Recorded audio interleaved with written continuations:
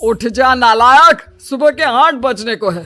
तुझे एग्जाम नहीं देना क्या? थोड़ी देर और सोने दीजिए ना पापा। तू उठता या फिर मैं तेरे ऊपर पानी फेंकूं? रोज गधों की तरह सोता रहता है, पेपर की कोई टेंशन ही नहीं है। और एक हमारा समय था जब हम पेपर में फेल होने के डर से रात भर पढ़ा करते थे, सो ही नहीं पाते थे। तो क्या अब आप उसका बदला मुझसे लेंगे? मैं 15 मिनट बाद उठ जाऊंगा, आप प्लीज जाइए, मुझे डिस्टर्ब मत कीजिए। इतना कहकर रौनक रजाई ढककर फिर से सो जाता है। तू वैसे नहीं मानेगा, रुक मैं अभी पानी लेकर आता हूं। बस फिर क्या था, इतना कहकर वो भागते हुए बाथरूम में जाते हैं और पानी की एक बड़ी सी बाल्टी लाकर रौनक के ऊपर फेंक देते हैं। पानी पड़ते ही रौनक झट से उठ जाता है।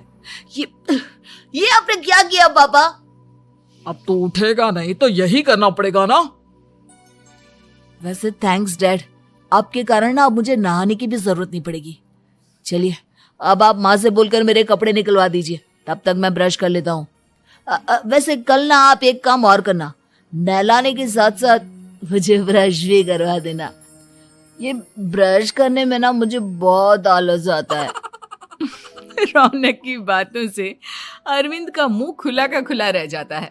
वो अपनी पत्नी कमला के पास जाता है और रौनक की हरकतों के बारे में बताता है, जिसे सुन उसकी पत्नी हंसने लगती है। तुम अपने बेटे को समझाने के बजाय हंस रही हो। रौनक बच्चा है, धीरे धीरे सुधर जाएगा, आप क्यों उसके पीछे पड़े रहते हो? अभी नहीं सुधरेगा तो कब सुधरेगा? 10वीं क्लास में है रौनक, वो अब कोई बच्चा नहीं रहा। अरविंद की इतना बोलते ही वहां रौनक भी आ जाता है। क्या डैड, मैंने आपको एक काम दिया था, वो भी नहीं हुआ आपसे। अरे क्या हुआ बेटा?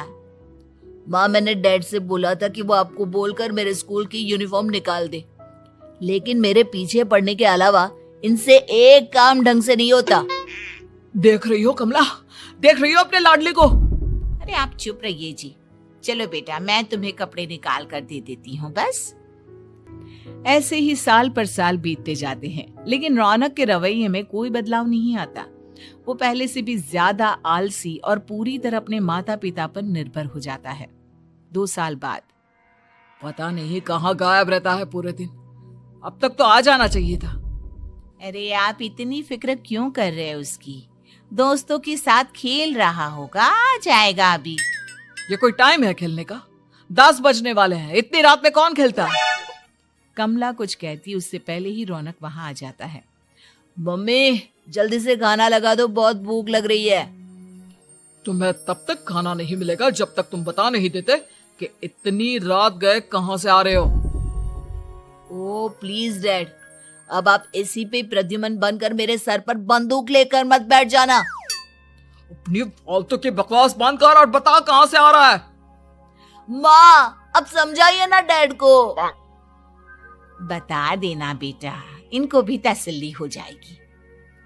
आप बोल रही हैं तो बता देता हूँ, मैं दोस्तों के साथ मूवी देखने गया था, इसलिए देर हो गई। तो इन सब चीजों में मेरे पैसे उड़ाता है। कभी 1 रुपया कमाने के बारे में सोचा है तूने? जब देखो हवा की तरह पैसे उड़ाता रहता है। माँ अब आप इन्हें चुप करा दीजिए, वरना ना मुझे गुस्सा आ जाएगा। अच्छा क्या कर लेगा? बता ना क्या कर लेगा तू? वैसे बात तो ठीक ही है, मैं कर ही क्या सकता हूँ। पैसे तो फिर भी मैं आपसे ही मांगूंगा ना। चलिए अब ये सब बात छोड़िए और मम्मी मेरे लिए खाना लगा दीजिए। अभी लगा देती हूँ बेटा। मैं बता रहा हूँ कमला, एक दिन ये ऐसे ही बिगड़ जाएगा। उफ़ो, आप क्यों इतना पीछे पड़े रहते हो मेरे बच्चे के?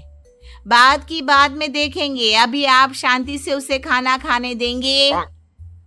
अगले दिन डैडी मुझे 10,000 रुपए चाहिए। हाँ? अब इतने पैसे क्यों चाहिए तुझे?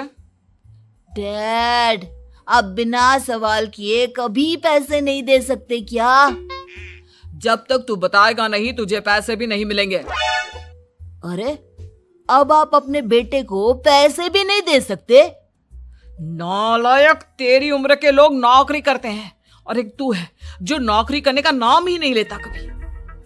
आप लोगों के होते हुए भला मैं नौकरी क्यों करूं? अरे हम कब तक पैसे देंगे तुझे?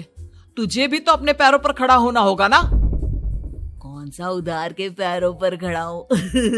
अपने ही तो पैरों पर खड़ा हूं मैं। इसी तरह रौनक दिन प्रतिदिन लापरवाह होता जाता है। उसकी लापरवाही को देखते हुए अरविंद और कमला अपने बेटे की शादी कराने का फैसला लेते हैं और 1 महीने के अंदर अंदर ही रौनक की शादी मेघा नाम की लड़की से करा देते हैं। शादी के कुछ दिन बाद, रौनक, मुझे एक अच्छी सी साड़ी चाहिए, आप ला दोगे ना? हाँ, क्यों नहीं। कितने तक की आती है साड़ी? यही करीब 5,000 तक की। तुम चिंता मत करो, मैं आज ही डैडी से पैसे मांगकर तुम्हारे लिए साड़ी ले आऊंगा। आप कब तक ऐसे ही अपने पापा से पैसे मांगते रहेंगे? कोई अच्छी सी नौकरी क्यों नहीं कर लेते आप? अरे डैड के होते हुए मुझे नौकरी करने की जरूरत ही क्या है? पर आप ऐसे कब तक उनसे पैसे मांगते रहेंगे? कुछ आपको अपने दम पर भी तो करना होगा ना। अब तुम भी बाकी लोगों की तरह मुझे ज्ञान देना शुरू मत कर देना। साड़ी चाहिए ना तुम्हें, मिल जाएगी बस। इतना कहकर रौनक अपने पिता से पैसे मांगने चला जाता है। डैडी, मुझे 5,000 रुपया चाहिए। अब 5,000 क्यों चाहिए तुझे? वो मेघा को साड़ी चाहिए थी। अरविंद आगे बिना कुछ कहे चुपचाप उसे पैसे निकाल कर दे देता है। कुछ दिन बाद, तुम्हें नहीं लगता कमला, रौनक हम पर पहले से भी ज्यादा डिपेंड हो गया है? मुझे तो अब उसके भविष्य की चिंता होने लगी है। कल को हमें कुछ हो गया तो वो क्या करेगा? काश तुमने पहले ये सोच लिया होता तो आज हमारा बेटा इतना लापरवाह नहीं होता। तब मुझे कहाँ पता था कि मेरा लाड प्यार उसे इतना बिगाड़ देगा कि वो इस हद तक लापरवाह बन जाएगा। कोई बात नहीं, अभी भी देर नहीं हुई। मुझे पता है उसे कैसे सुधारा जा सकता है। कैसे? अरविंद कुछ कहता उससे पहले रौनक वहां आ जाता है और पैसों के लिए हाथ फैलाने लगता है। डैड, मैं और मेघा बाहर घूमने जाना चाहते हैं। अरे वाह, ये आज सूरज कहाँ से निकला है? Dad please. अच्छा चलो अब मुद्दे की बात करो। मुझे अब 25,000 चाहिए। अब तुम्हें 1 रुपया भी नहीं मिलने वाला। अगर तुम्हें पैसों की इतनी ही जरूरत है तो कोई ढंग की नौकरी कर लो। मम्मी, आप कुछ कहिए ना डैड को। बेटा, वो गलत क्या बोल रहे हैं? ये सब हम तेरे भले के लिए ही तो कर रहे हैं। मम्मा, मैंने बताया ना आपको, मुझे नहीं करनी कोई जॉब वॉब। तो ठीक है, निकल जाओ हमारे घर से। तुम्हारे जैसे लोगों के लिए मैंने ये घर खड़ा नहीं किया है। जितना ये घर आपका है ना, उतना ही मेरा भी है। मैं कहीं नहीं जाने वाला। जाना तो पड़ेगा ही तुझे, क्योंकि अब मैं तेरा कोई भी खर्चा नहीं उठाने वाला। ठीक है, मत उठाइए मेरा खर्चा, मैं अपने दम पर भी जी सकता हूँ। तो बेशर्मों की तरह अब तक यहाँ क्यों खड़ा है? अपना सामान ले और निकल जाए यहाँ से। रौनक पैर पटकते हुए वहां से चला जाता है। घर से निकालना जरूरी है क्या उसे? बिना पैसों के कौन रखेगा उसे किराए पर? अगर उसका भविष्य सुधारना है तो हमें अपने दिल पर पत्थर रखकर ये कदम उठाना ही होगा। दोनों बात कर रहे होते हैं कि रौनक अपनी पत्नी के साथ एक बड़ा सा बैग लेकर घर से निकल जाता है, लेकिन घर से बाहर उसे कोई भी मुफ्त में अपने घर किराए पर नहीं रखता। अंत में थक हार कर वो फिर से अपने घर चला जाता है। क्या हुआ? थोड़ी देर पहले तो दहाड़ते हुए घर से निकला था, अब क्या हुआ? नहीं रखा ना किसी ने तुझे किराए पर? डैड प्लीज, मैं कुछ दिनों में कोई अच्छी सी नौकरी शुरू कर दूंगा। आप तब तक तो हमें रख लीजिए प्लीज। सुबह से रात हो चुकी है लेकिन कोई हमें रखने को राजी नहीं है। अब आप ही बताइए, इतनी रात को मैं मेघा को लेकर कहाँ जाऊंगा? ठीक है ठीक है, बहू की वजह से मैं तुझे घर पर रख रहा हूँ, लेकिन तू इस घर में एक बेटे की नहीं बल्कि एक किराएदार की हैसियत से रहेगा। 3 महीने हैं तेरे पास। इन 3 महीनों के अंदर अंदर मुझे तेरी पहली तनख्वाह हाथ में चाहिए, समझ गया? पक्का डैड, इन 3 महीनों के अंदर अंदर तो कोई बढ़िया सी नौकरी ढूंढ ही लूंगा मैं। ऐसे ही धीरे धीरे समय बीतने लगता है और अरविंद के दिए 3 महीनों में से 2 महीने बीत चुके होते हैं।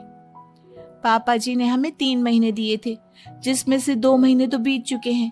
अब ये आखिरी महीना बचा है। अरे तुम चिंता मत करो, आज मेरा ना 2 जगह इंटरव्यू है, दोनों में से कहीं ना कहीं तो जॉब लग ही जाएगी। अच्छा, all the best. Raunak interview के लिए निकल जाता है, जिसके बाद शाम में रौनक घर आता है। कैसा गया इंटरव्यू? आपकी नौकरी लगी या नहीं? अरे पहले सांस तो ले लेने दो अच्छे से। बताइए ना, मुझसे तो जरा भी इंतजार नहीं हो रहा है। वो दरअसल बात यह है कि मेरी नौकरी तो लग चुकी है, लेकिन पैसे बहुत कम है। कितने पैसे हैं? 15,000। इतने में अरविंद और कमला मिठाई का डिब्बा लेकर आ जाते हैं। बधाई हो बेटा। हम जानते थे तेरी जॉब जरूर लगेगी। लेकिन मेरी सैलरी बहुत कम है मम्मा। कम है तो क्या हुआ, धीरे धीरे बढ़ जाएगी। हाँ बेटा, हम तो बस चाहते थे कि तू अपने पैरों पर खड़ा हो जाए। मतलब अब आप मुझे घर से नहीं निकालेंगे? नहीं, ये सब हमने तुझे जिम्मेदार इंसान बनाने के लिए किया था। Thank you mummy papa. अगर आप दोनों ऐसा नहीं करते तो मुझे कभी अपनी जिम्मेदारियों का एहसास तक नहीं होता। आज आपने मुझे सिखा दिया कि इंसान का अपने पैरों पर खड़ा होना भी जरूरी होता है। इतना कहकर रौनक झट से अपने माता पिता के गले लग जाता है और अपनी कमाई की पहली तनख्वाह वो अपने माता पिता के हाथ में सौंपता है। इस तरह रौनक एक गैर जिम्मेदार व्यक्ति से एक जिम्मेदार व्यक्ति बन जाता है।